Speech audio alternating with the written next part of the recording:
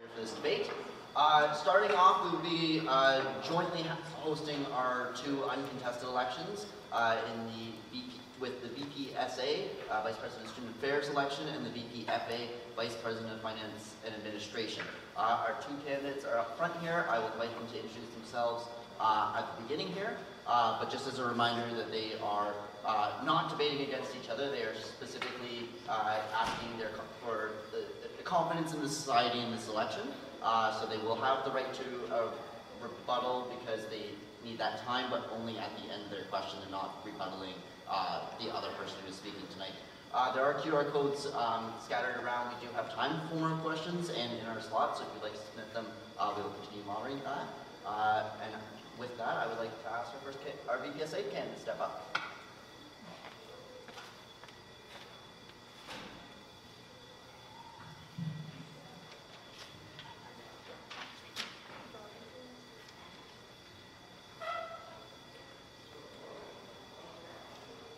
Hi everyone. Thank you all for taking time out of your busy schedules to come support this year's election. And thank you to the Elections Committee for putting this debate together tonight. Before jumping into my vision for the Engineering Society, I'll tell you a little bit about myself. I'm in my third year of mechanical engineering here at Queen's with the goal of exploring the aerospace, mining, or automotive industries.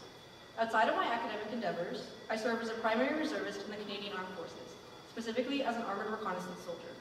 I work and train with the Canadian Armed Forces part-time in Kingston while I complete my degree full-time. I started my NSHOC journey as a first-year project coordinator under the director of first year, where I helped plan the Sci-26 end-of-year semi-formal. I then became a very proud Group 30 FREC for OWEEK 2023.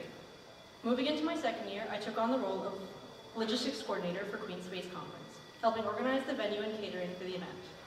Using that experience and my undying love for OWEEK, I applied for the role of logistics coordinator on the FREC committee, which challenged me to perform under pressure and bring OWEEK together alongside FC24.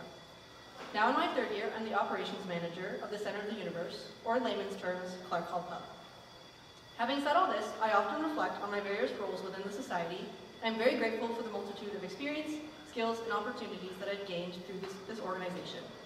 I've had many amazing mentors, colleagues, and friends within these roles, and I want to continue fostering a space where students can enhance their university experience, just like I feel I have. NSHOC is an organization that promotes a sense of community and belonging, and with my pillars of growth, transparency, and community, I plan to continue developing this aspect of the society. My first pillar, growth, is focused on enhancing individual student opportunities for professional development. I believe there's room for refinement in our hiring process, specifically for management and director positions, so they mimic real job reviews, particularly giving the panel the ability to ask follow-up questions to candidates or ask them to elaborate on points that they found interesting. This will help prepare applicants for internship or post-grad interviews and also provide the panel with more information for deliberations and interview reviews. To ensure both parties are prepared for the shift in structure, more in-depth hiring training will be provided to the panel members, and interview resources and workshops can be made available to applicants.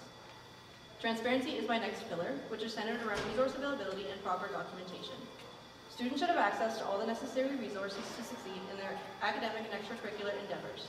These resources include academic dates, tutoring resources, interview information, and much, much more. To ensure that these resources are available, online platforms such as website and Instagram should be cohesive and have up-to-date information. My third pillar is community, which is based on strengthening existing relationships, reducing barriers in NSHOC systems and practices, and increasing engagement. My goal in this portfolio is to reduce barriers in the engineering society and ensure a welcoming and inclusive environment. There'll be lots of opportunities for me to expand on these pillars, and I'm very excited to continue sharing my vision and answering your questions. Thank you.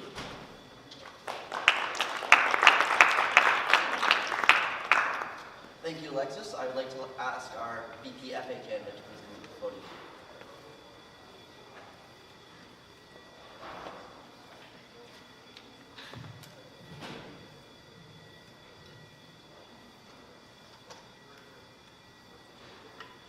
I'd like to begin by thanking all of you for taking time out of your days to come watch the debates, and for the Elections Committee for planning the debates.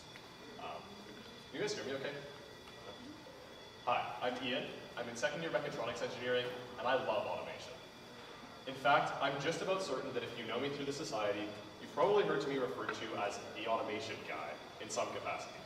So it's no coincidence at all that the main pillar of my campaign for Vice President of Finance and Administration is automation, along with community and continuous improvement. before I get too far into my pillars, what makes me a good candidate for VPFA in the first place? Primarily, my passion for automation and continuous improvement within the society, as well as my devotion to the Queen's engineering community. In first year, I was the first year project coordinator for the internal processes portfolio, as well as being a member of the automation team, which made me realize my passion for automation and pushed me to apply for the director of internal processes role in second year. Throughout my second year, I worked to improve all aspects of the portfolio by developing robust systems and efficient processes, making use of automations along the way, with the goal of significantly improving the portfolio for future directors of internal processes. I built systems groups can use to reserve and pick up society resources and spaces, automated registration forms, and built automatic meeting and office hour schedules, among many other systems. I've also gathered experience automating stuff in industry. I built several systems to automatically output certification labels and registration forms for the transportation industry based on readily accessible information over the summer this year.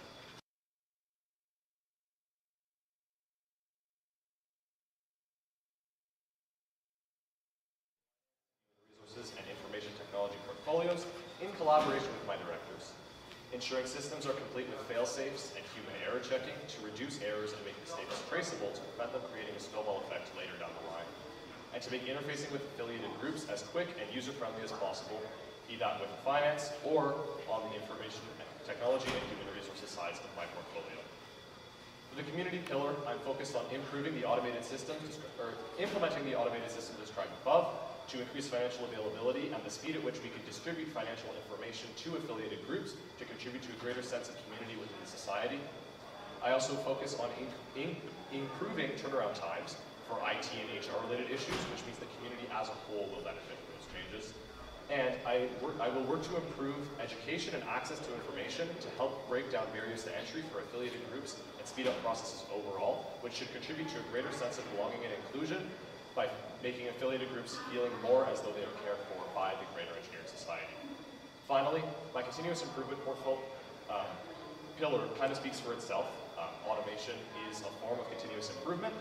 However, another facet of automation is that it will give free time for myself and directors to focus on education and improvement in other areas by automating the inefficient processes within our society. Another facet of continuous improvement is that I will focus on holding myself accountable, as I would be the elected representative for the financial and administrative portfolios of the Engineering Society. And I would do that by gathering regular feedback from the affiliated groups that interact with the Engineering Society finance and administration sectors, by taking surveys before I even start my term to figure out what I should be focusing on during my term, and what issues affiliated groups have that we can improve on realistically within my term, and by keeping emails and meetings open and answering them in a timely manner in order to foster a greater sense of community in that way. Finally, I'll support my directors in helping their portfolios develop into the best they can be. I'll expand more on these portfolios throughout the questions, and I look forward to this debate. Thank you.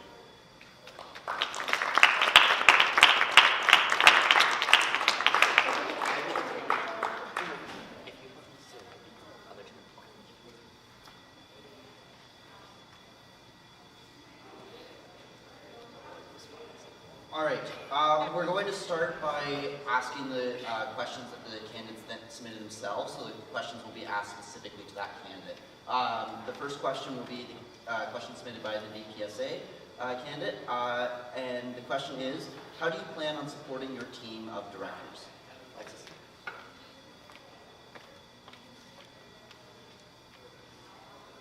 So the VPSA works with a large range of portfolios and directors under them. So at the start of the role, I think it's really important to determine the goals that all the directors have for their term in the year, so that they have a timeline and a reference for their work throughout the year. This can keep them on track, and it gives them like a baseline or foundation to base their work off of. I think setting expectations early and working with them to find a flow that works for them throughout the year, because school can get really busy, and providing that support for them is very important. And if they're ever feeling overwhelmed, it's really important to keep communication constant with them throughout the year, and kind of see what they're working on and what's stressing them out, and seeing if you can lighten the load for them in any way possible. Seeing if there's any work that they're doing that can be delegated to their teams, I think is really important, and to show them support from myself in any way. I think it's also really important to recognize the work that they put into the society, because it is all volunteer work, and encouraging a positive work-life balance throughout their term. Thank you. Thank you. Now I will ask the VPFA candidate's question. And the question is, in the past, automation involving the financial system failed, leaving the finances in a state of distress. How are your plans to avoid this in the future with the automation you're proposing? Ian, please come up.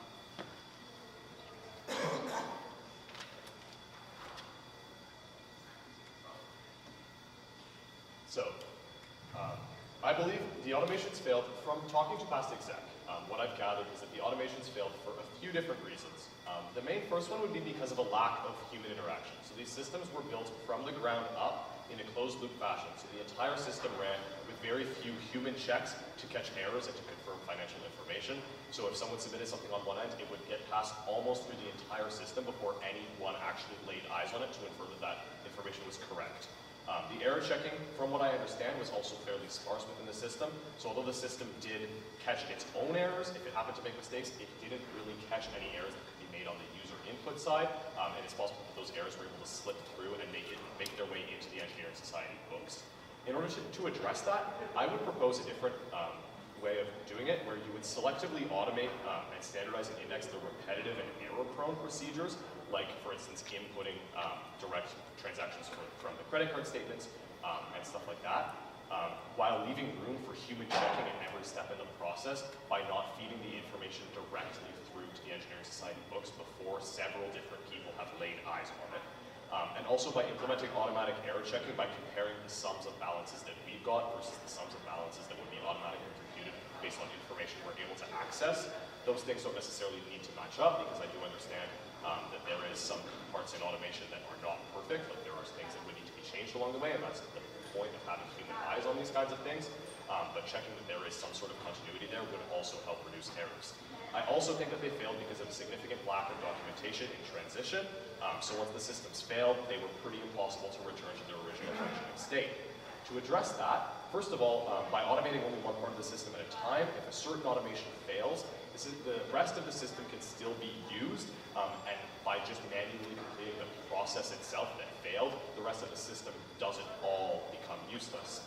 Also, by creating proper documentation and how-to videos for not only the user interface, but also the back-end for when the system needs to be maintained, I would be able to ensure that as little information as possible is lost within transition, the systems will remain functional for as long as possible.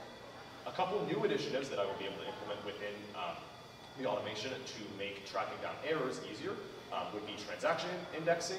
So be able to find a transaction and to chase it down the line if, say, it becomes a problem eventually. I would assign it a transaction ID as opposed to just going based off of the amount or where it came from. That would be stored in a central database as well as entered whenever that transaction can be found, so it would be able to be traced. And finally, I would ensure usability is of a high priority, because ultimately systems only get used if they are easy to use and actually better than the system that was used before it. So my main focus in these automations would be to make them as usable and as efficient as possible. Thank you.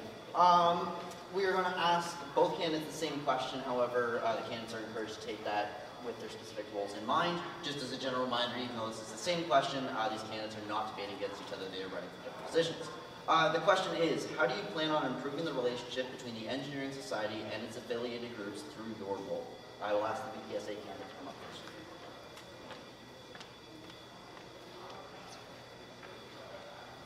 So as I said before, the BPSA has a lot of unique director portfolios under them.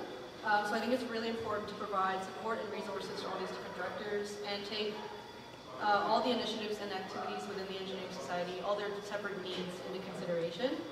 We have a very diverse set of clubs, conferences, design teams, and different initiatives within the Engineering Society. They're all going to have different requirements for each of their roles. So ensuring consistent communication with all of these groups and providing them resources and guidance in their roles. And sharing these resources between the different initiatives and activities as well. Thank you. As a reminder, the question is, how do you plan on improving the relationship between the Engineering Society and its affiliated groups through your role? I'd now like to ask the VPFA candidates to come up.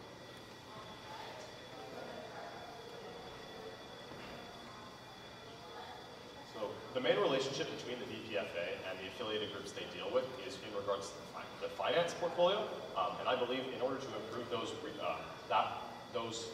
relationships, we should look at additional resources to improve financial accessibility within the society. So I'm collaborating with the Director of Finance regarding additional video trainings and information on how to make a successful budget, as well as additional training for submitting reimbursement requests so that those are done properly the first time, and that makes everything more efficient for everyone in general. I would also look at implementing more user-friendly systems to allow affiliated groups to track their finances transaction by transaction, such as by making better use of the Bank of Manitowoc to provide a summary of transactions. And that would, of course, be automated along with the systems I'm proposing. Those systems would also reduce the turnaround time for finances, which would increase the speed that affiliated groups would receive account balances, budget approvals, etc. I would also try to get increased availability of the Vice President of Finance and Administration. As I mentioned in my opening statement, as I'm the elected representative of the student body for the Finance and Administration portfolio of the Society, I believe I should be accountable for decisions and issues with Engineering Society finances, and I do have a goal to make myself more available to address concerns that any affiliated groups may have in a timely manner, which I believe will contribute to community and inclusion within our society. Thank you. Myself and the CRO are now going to take 2 minutes to go through the audience submitted questions and select what will be asked after. So please feel free to take a break, but do try to stay close. When we get back, we're going to start by asking the VPFA candidate and then the VPSA candidate, and then that same order for closing statements. Thank you.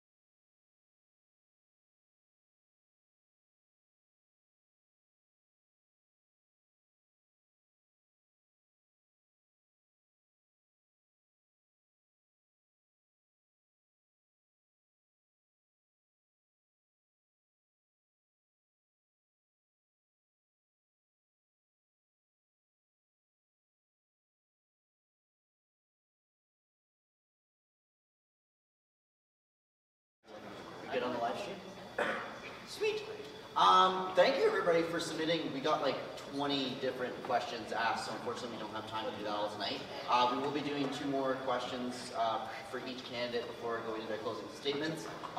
One specific to each candidate has been selected, and one that will be asked if both candidates have been selected. We're going to start with the specific questions first, and of course the first one, as I mentioned before, will be for the VPFA. So, the first question for the VPFA is, many affiliated groups have a long delay in the approval of their budgets this year, which restricted spending and deposits. How will you refine the process on both the training for the affiliated groups and strategies for the finance team to reduce the effects of this issue? Ian, please come up.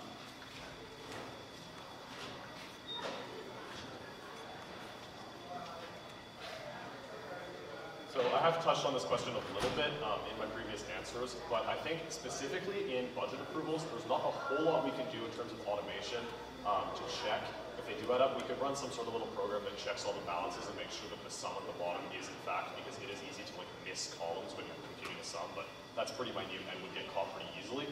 I think the bigger thing in terms of budget approvals, I do totally get that it's an issue. Anything that hinders affiliated group purchasing, anything like that can be super tough for them, so I do agree that it's a big issue that we need to solve.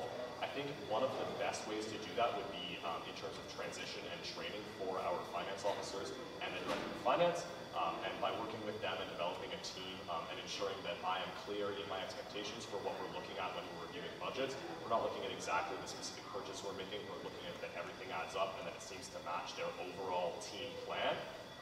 If I am clear in that way, and then we have productive discussions before we actually start looking at budgets so everyone knows what we're looking for and we're on the same page, I think that system should be significantly faster and more efficient so that we're able to review these budgets in time for teams to start the school year making good purchases. Thank you. We will now have a question specific to the BPSA. The question is, as the BPSA, you must communicate with many parties such as your directors, other external groups, and the other executive. How do you plan to balance these communications and relationships in addition to your other work? Alexis, please come on.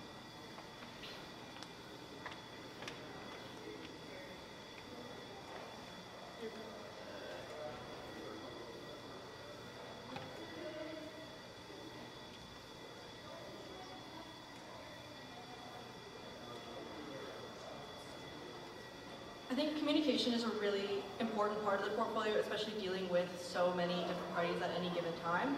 And I think keeping those communications very separate, talking with different people is kind of hard to keep track of. So keeping track of, say, your email inbox, making sure that things are flagged in the necessary places, in order to keep track of the many things that are on the go at any given time. When dealing with external bodies specifically, I think the VPSA has a few different overarching responsibilities. The VPSA is meant to represent the engineering brand and name. So conducting myself with professionalism and entering conversations with an open mind and ready to listen to different perspectives from these different groups that I would have to deal with. And then also advocating for student voices when it comes to dealing with external bodies, I think is really important. And listening to student voices and making sure that they're heard in these discussions. And then communicating with said bodies. Again, as I said, professionally, and making sure that the discussions are heard by the student body that we're having with these external groups. It's hard to kind of keep track of all the different communication if people don't know where they stand in that communication. So being very clear and concise, I think, is really important, and providing updates to these different groups often and making sure that we're all on the same page at any given time. Thank you. Keeping with our order of VPFA candidate and then VPSA candidate, we will ask our last question and then proceed to closing statements.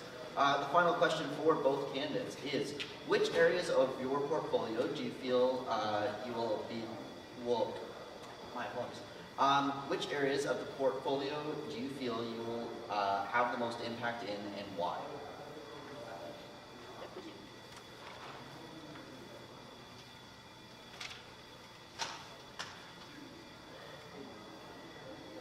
So I've mentioned automation a few times already. I believe that automating the entire portfolio would be pretty awesome, but in terms of places like I have a very specific impact, Currently, the finance portion of the portfolio does run fairly slowly and fairly manually, and I think automating stuff would be fairly quick, especially in terms of the very repetitive tasks.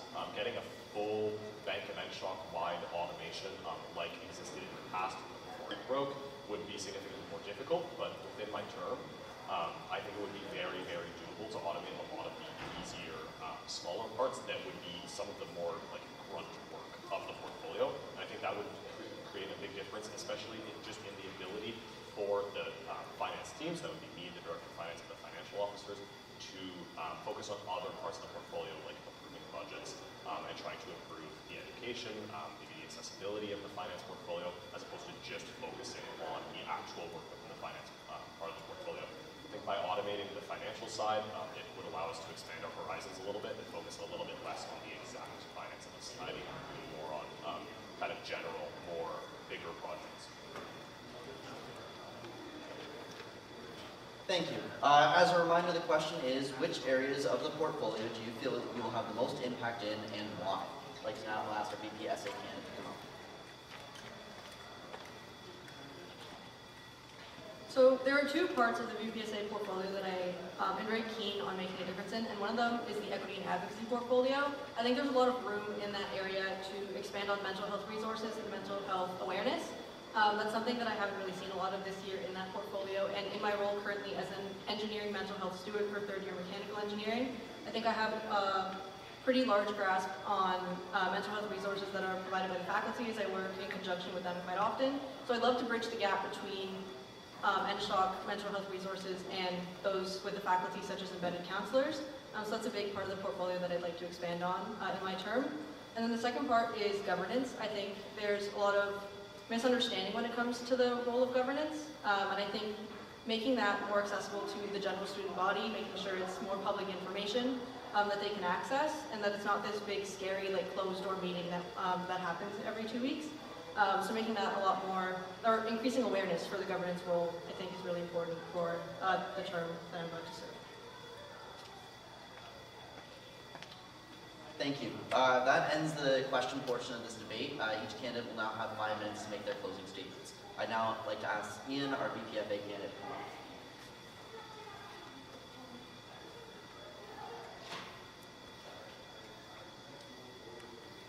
In closing, I'd just like to reiterate my 3 pillars, which are automation, community, and continuous improvement. I think I would be able to make a very big difference in our society by implementing some automated systems to make repetitive tasks less repetitive, and to be able to focus the areas of the portfolio, such as finance, human resources, and information technology, on expanding other ideas and other interests in the portfolio, as opposed to just focusing on the actual work that needs to be done. By building the community out, I would mean increasing financial availability, the speed at which we can distribute financial information, and increasing turnaround times in all 3 portfolios under me, not only finance, but also in IT and in HR. And then by improving education and access to information to break down barriers to entry to our society. Both of those things would contribute to the continuous improvement of the society, which just happens to be my 3rd pillar. The main thing I would do for that is not only automation, improve the community, but also to hold myself accountable, as I would be the elected representative for the financial and administrative portfolio of the society, by taking regular feedback, by looking at some surveys before I start my term, by keeping emails and meetings open, and also by supporting my directors in helping their portfolios develop into the best they can be. So I look forward to your vote of confidence on Monday, January 27th, and Tuesday, January 28th. Thank you.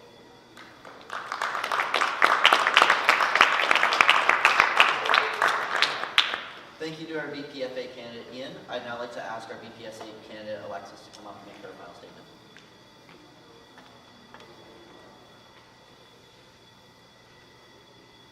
So I want to thank everybody again for being here, and thank you to the Elections Committee for putting this all together. It's been a pleasure discussing my vision for the future of the engineering society, and I hope you've all gotten a sense of the passion and commitment that I have for NSHOC and making it a better place for everybody. It's crazy to think that almost 3 years ago now, I toured the campus while attending a summer ID camp for the Queens women's soccer team, back when my knees were capable of playing contact sport. I was fortunate enough to have a personal tour guide who introduced herself to me as the Vice President of Student Affairs of the Engineering Society. Those words didn't mean a lot to me back then, and she just seemed like someone important who had the role of Vice President. And I didn't know many people from my hometown who were attending Queens in the fall, and I was the only one from my high school who chose Queens Engineering specifically. I was very excited, but very afraid. But Kaya answered all my questions and showed me around, and it made me feel like I had chosen the right place. Fast forward to now, and I feel like I've come full circle, and that I found my place here at Queens and made friends and connections that I'm forever grateful for. And I think that's what the society was built for, to foster a sense of community and to give students a space to thrive. And I want to continue working towards growing and enhancing opportunities for students to find their place, and for them to gain skills and experiences that they wouldn't be able to find in a classroom. As I mentioned earlier, my pillars are growth, transparency, and community, and they are at the heart of my vision for this role. I want to make sure that every student has the resources, opportunities, and support that they need to thrive both academically and outside the classroom. Whether it's refining our hiring processes to prepare you better for your future, ensuring all necessary resources are accessible and up to date, or fostering a strong sense of community within NSHOC, my main goal is to make NSHOC a place where you feel empowered, supported, and connected. I'm very excited for the opportunity to continue serving the community that has given me so much, and building on the work that has already been done. Together, I think we can foster a society that truly reflects the values that it was built on and attends to the needs of all engineering students. Thank you for your time and for considering me for this role.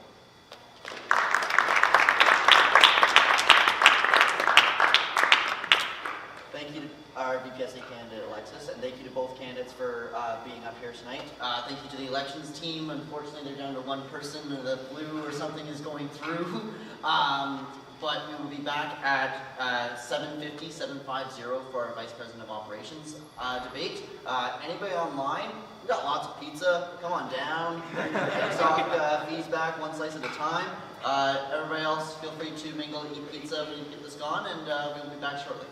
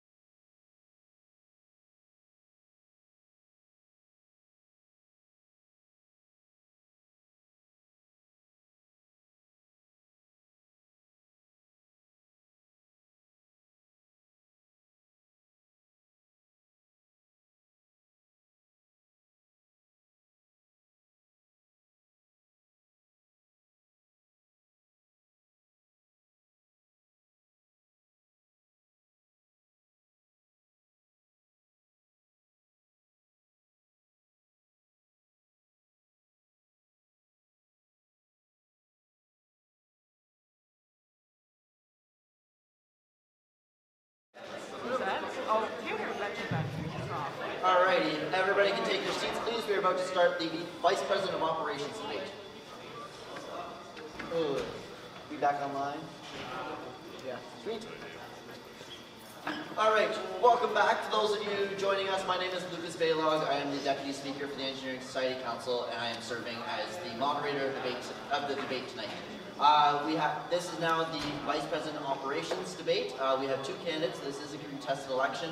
As a reminder of the general format, both candidates will start with a 5-minute opening statement, and then we will go into questions. Both candidates have submitted a question, and those questions will be asked of both candidates. The candidates have a chance to rebuttal after both candidates have answered a question.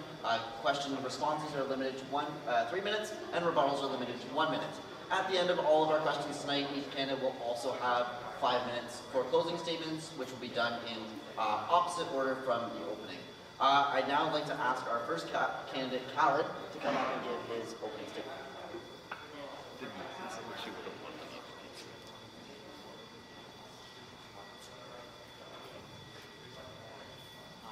Wonderful. Everyone can hear me all right? Cool. All right. Hi, my name is Khaled. I'm in second year engineering physics. I'm from Calgary, Alberta. And I first want to thank all of you for still being here today after almost an hour, the entire elections committee for setting this up, and really just the opportunity to run in this election. I'm going to be honest, I didn't even know that any engineering student could run in an election like this. I thought you had to have prior experience. I thought you had to have certain qualifications that mandated and enabled you to be able to have a position like this. Having the opportunity to run for a position like this, although I have not served in a director role, and though my experience within the Engineering Society is limited, is really awesome, and really speaks to the fact of what the Engineering Society is and what it stands for. My platform has its basis on 3 main points. First, accessibility. Second, on dual-sided communication, and third, on adaptability. This past year, I've had the opportunity to serve as the Bursary Committee Chair. And through my role, I have gained a better understanding of what financial accessibility really means. How many students at Queen's actually suffer to afford regular things? I will give an example of how I actually understood what the community at Queen's meant and how this ties into the accessibility of the services at Queen's. The GPAs, our engineering jackets, is really a symbol of what engineering at Queen's is. And I never really understood it. I just saw, oh, it's a cool jacket that everyone wears, and it connects us because they're all the same. But I had the opportunity, being in a city where I'm not from, having multiple individuals come up to me and talk to me about the jacket, saying, oh, I'm from Queens, I graduated X amount of years ago. And that's how I learned what the community actually meant. And I think that the accessibility to all of the different services, CEO, having access to read golden words, being able to get food from the tea room before your class because you skipped breakfast because you woke up late. Having this accessibility to all of these services is absolutely essential for every single student. In businesses, the main thing that people focus on oftentimes is how much profit can we make? How much money can we get? How can we expand? But the student-run services at Queen's are not about trying to make as much money as possible. They're about trying to support different students, support every individual in the engineering curriculum. We want, a main thing of my campaign is that I want every single student to be able to access every single service that is offered. The second thing is dual-sided communication. Although there has been lots of communication in the past, although executive teams and directors have reached out and have talked to students, it is still very difficult to access all this information when you're a scared first year. Coming into orientation week, I knew absolutely nothing about the community at Queen's. I did not know what Queen's Engineering stood for, why we even had an orientation week. I learned slowly, but it still felt very scary and hard to access. Trying to ease those burdens just through even the first week of orientation week is something that I think is really important. And the only way I can see to do this is to communicate out, tell them exactly what we are doing, why we are doing it. Ask the students, what do they want? Why do they want it? And what do they see for the future of the engineering society? And finally, adaptability. This first year class has been the biggest in history. And it is likely going to be bigger and bigger, especially with more and more money able to be funded into first-year programs. This is extremely scary for first-year students, because now, even though they don't have to generally compete to get into a discipline, they feel they have to compete in other things. I want us to be able to adapt these services, have more access to the tea room instead of just standing in a lineup and then being late for class. I want there to be more issues of the golden words all over the place, so that every single student can access it. What I'm here standing for and what I am hoping for is that in the next year, the services at Queen's will be accessible for every single student. They will be able to change and adapt to the new sizes, to the new individuals coming in. And I want there to be a steady line of communication so that every single student's voice is heard. Thank you.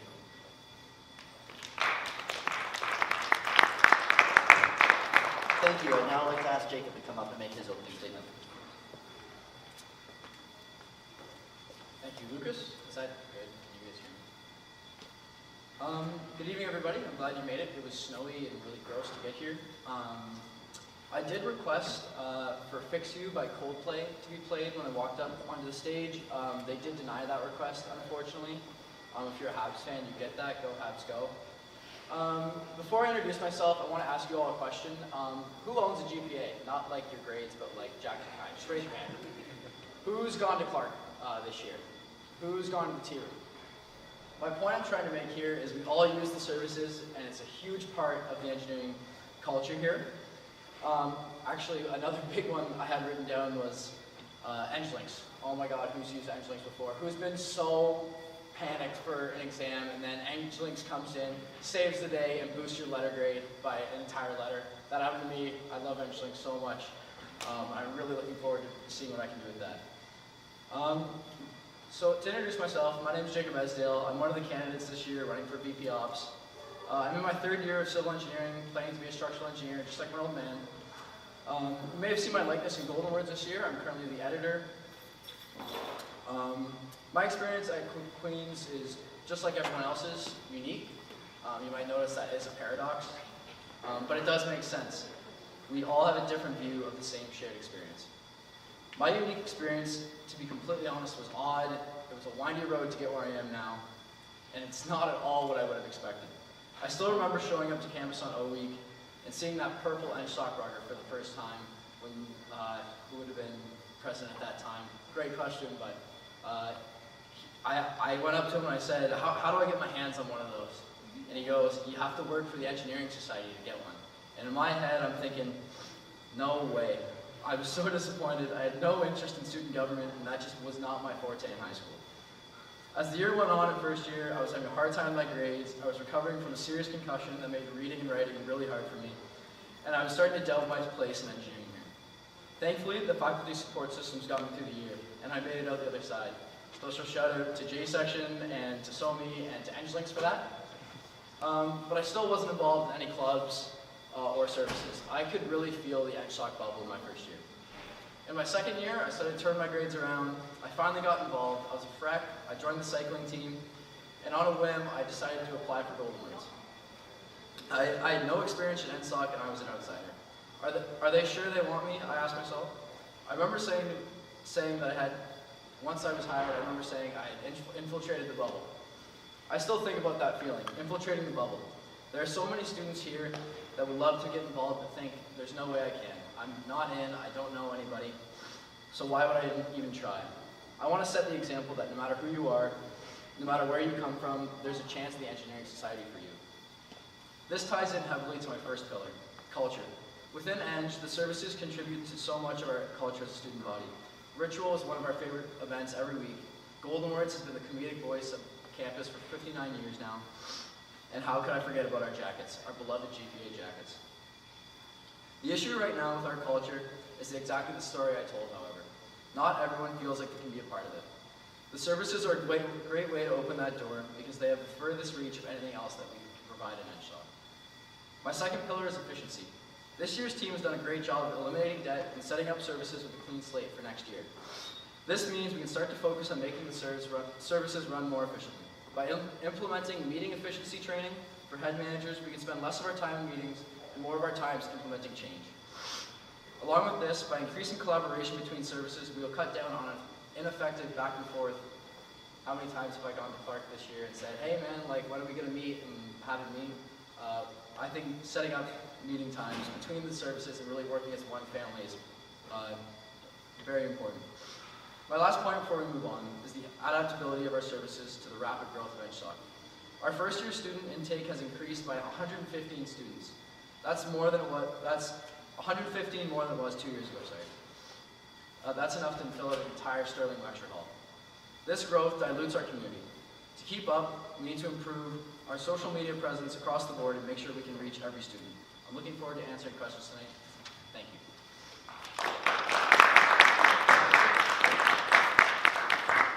Thank you both candidates for your opening statements. Keeping with the precedent we set last night, I am going to ask that as we go through the question period tonight that we refrain from clapping until we get to the candidates' closing statements.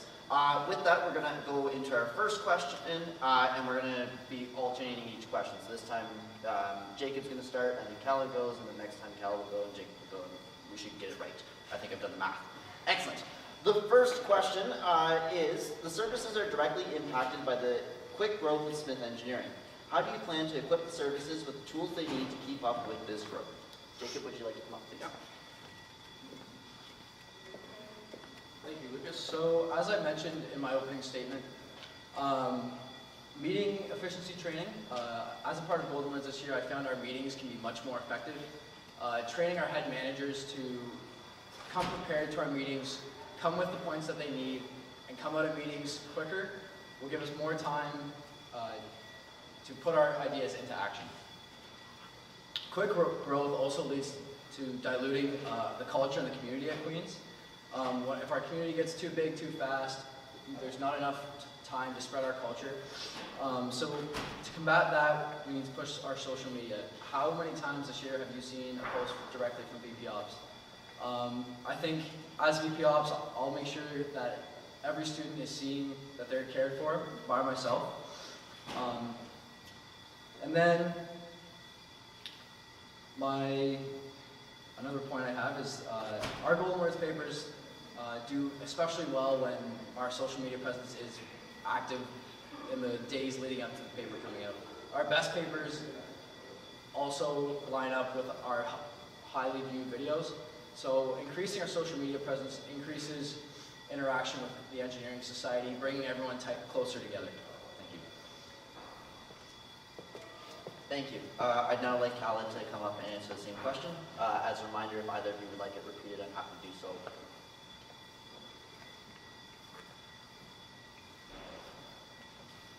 Okay, I'd like to answer this question in two main ways. First, on the idea of the growth, what we can do with this is not only increase the size of teams that we have, increase the amount of ideas that we have, but through this we can increase the size of each of our services. Something like the tea room is limited currently by the space that it is in, but with more individuals, more staff, and more students coming to it, we are able to expand, potentially have pop-ups on the side of the road, right outside the ILC. For when lines get big, they're able to accommodate. I think that working with the teams is the most important thing. It is not the executives that make the Engineering Society. It is not the people in charge that actually tell everyone what to expect out of the society. Rather, it is the individuals below them. It is all of the directors, it is all of the FIPCOs, it is all of the individuals who experience engineering in their day-to-day lives. The executives have to oversee so many different things that attending to each specific issue, attending and making sure that every single thing is done correctly is impossible. This is why the Engineering Society has such a large team. And this comes to then ideas of how different things can be adapted. The more people that you have on teams, the more oversight that you are able to have, the more ideas that are able to be shared, the better the different services are actually able to operate. Thank you. Thank you for that. In a moment, I'm going to ask Callie to come back up for our next question. Oh, yes, yeah, absolutely. Just to the point of increasing team sizes, we don't exactly have it in the budget to just start hiring more people. In the services, we need to pay people for their times. These are high time commitment jobs. We can't be asking people to volunteer their time. As far as the tea room specifically, Sure, the lines are long and we are restricted to that space. We're not going to get a new space to the tea room. That's not feasible. What they have done this year is add another express line, except every time I go in there, it's not quite used as well as it should. We really need to start thinking about, okay, we have this express line now, it's a great start. Let's look into how do we get people to start using them more. Thank you. All right. Okay. Now actually on the second question. Thank you for reminding me of the results. How do you plan to keep the different services that you oversee equitable and accessible to all students, especially given the increased size of the incoming class? Yeah. Awesome. So, like I had said earlier, making sure that it stays accessible is going to be extremely difficult. With the influx of more and more students, and like we've talked about multiple times already, things are getting busier. It's harder to access things like the tea room. It's harder to make it into Friday Ritual at Clark because the lines have gotten so long. But like I talked about in my previous point, I think that having a larger team, even though financial burdens may be a struggle, having more and more input, even if these individuals don't work for the services, and rather just are individuals who want to share their ideas. I think that this is the best way that we are able to keep all of these different services accessible. Getting more and more input from the more and more students that are coming in is going to be the best way. And like I said earlier in my opening statement, financial considerations, in my opinion, is one of the most important things impacting Queen's students today. Through my role as bursary committee chair, I saw how many students wanted to apply for bursaries, how many students outlined their financial need and discussed what was plaguing them today. Every single student in Queens is currently facing increases in food prices, increases in rent prices. Everyone is facing these struggles.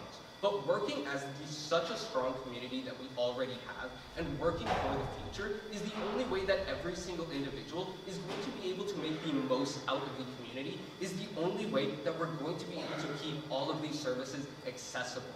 Having more and more tutors for something like ICONT or something like NGLIX is the only way that every single first year is going to be able to access these and pass 112 if they so choose.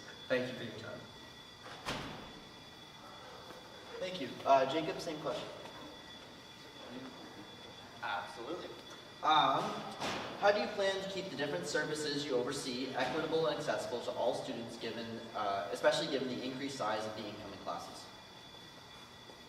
So just speaking on the financial burden the students are seeing today, with services like Clark to get our expenses down and make prices cheaper in the bar itself, we can start looking into local businesses. This year, Golden Words and Clark have worked with a local business called Daft Brewing, and they happen to sell kegs much cheaper than competing brands on the market. Working more with them, we can sell cheaper drink prices. People can afford drinks at a lower cost. And then actually for getting to the bar, you spoke to the long lines. I've spoken to the long lines. No one likes lines. Lines suck. It's tough. It's a battle. Clark has capacity. We don't have a new building for Clark on the way next year. But what we can do is promote our other Clark events, so missing out on Ritual isn't such a big deal. If we're promoting an event on Thursday instead of a Wednesday, maybe that's a little bit better. It'll help people go, okay, I'm not going to make it on Friday, I can go on Thursday instead. That'll be fine. That'll cut down our lines and make Clark more accessible. Thank you. Any rebuttals from All right, moving on. As a reminder, this time we're going to be starting with Jacob for answering first. The third question is, accessibility is an important aspect of Clark Hall. Given that you must travel up flights of stairs to get to the services and NSOC offices, are there any actions you would take as Vice President of Operations to increase the accessibility of the building?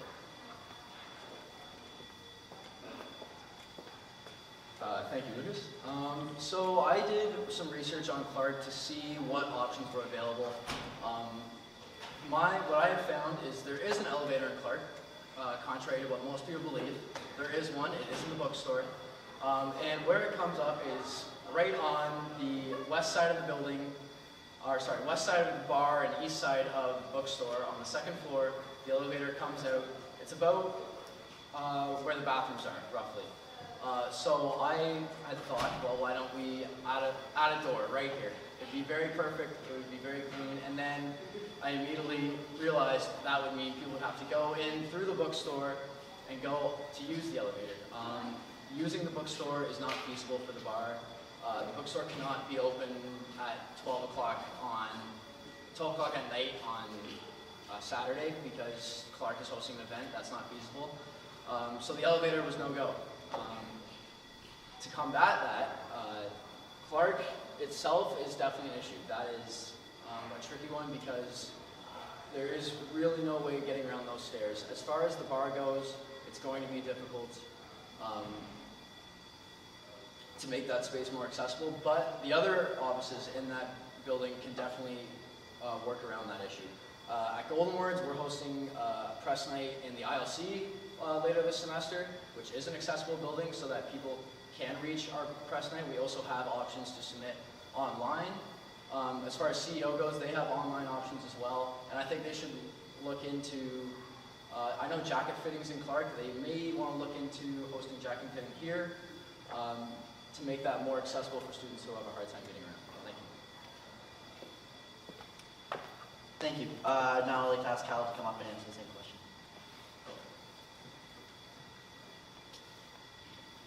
Coming from the accessibility standpoint and trying to make large changes in a building such as Clark is going to be extremely difficult. But one possible solution that can be put into place is, given the size of the stairwell up to Clark, putting in a foldable chairlift. Now, these are generally quite expensive, and this would have to be discussed with not only the Engineering Society, but also the faculty itself. But putting in something like this would allow individuals who make it to the upper level. But again, just putting out ideas and throwing out generalized, like, oh, this could work, that could work, is not going to be best for the individuals that actually require this assistance. Again, the best way to do this is to have conversations with individuals who may struggle to make it to the second level of Clark, with individuals who may have not been able to make certain jacket fitting times at Clark. Talk to the entire faculty about this and find innovative solutions this way. The only way to get the best option out is to have these conversations, to do as much research as possible, and to look into every single possible outcome. Thank you. Thank you for that. For our final question, we'll be switching back. Oh, sorry, yes, one more button.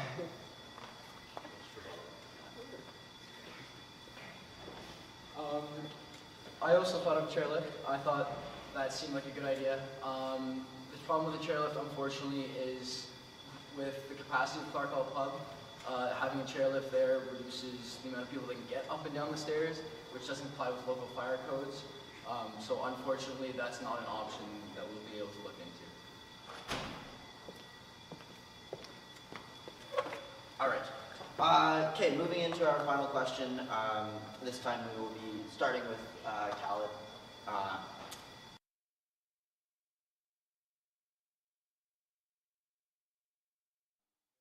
Dealing with last-minute emergencies and things that may come up like that. How do you plan to manage the stress and pressure that these type of situations can put you in on top of your day-to-day responsibilities? Khaled? I think the best way to combat the unexpected is to plan for it in advance. We have the summer term to be able to plan for the entire year, to take time and try and figure out what can go wrong. And even after all that planning, more will go wrong that you could never have expected.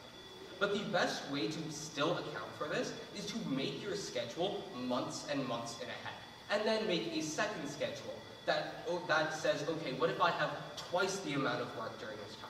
And what about 3 times the amount of work? And plan for every single situation. And still, at the end of it, you won't have planned for everything. But at the very worst, you will have an idea of how to deal with it.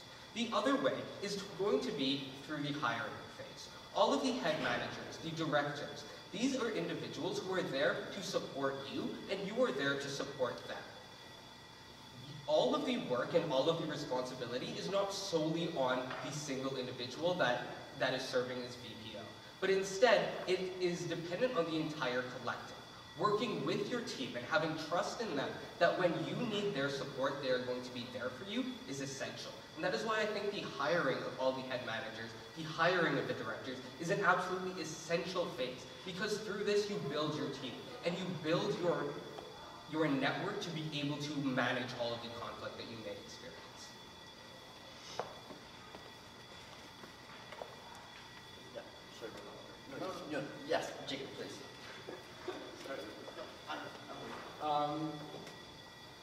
I'm just going to read the question again, sorry.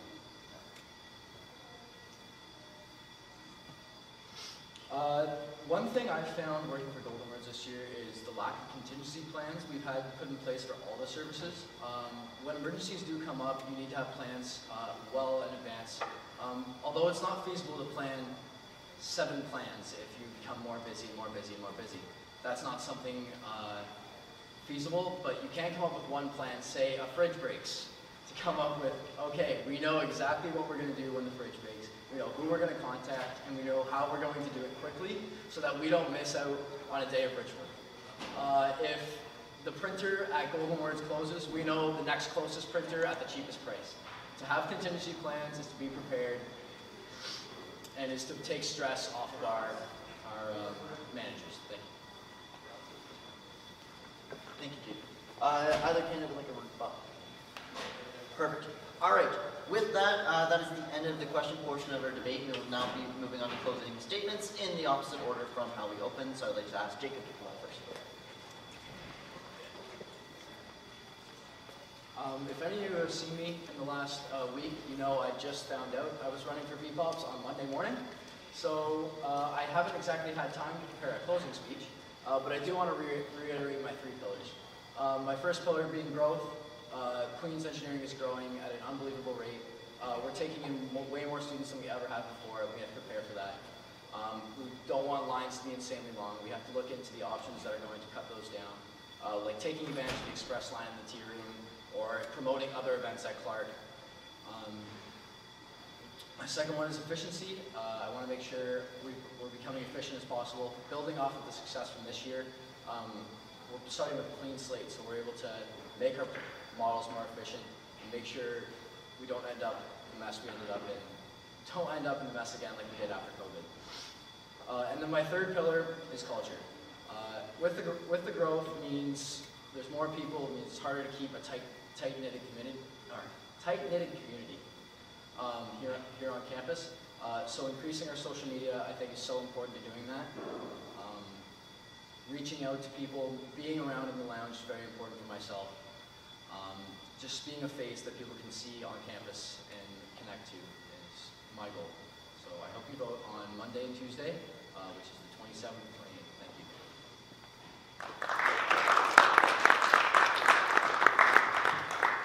Thank you, Jacob. I'd now like to ask Cal to come up and make his final statement.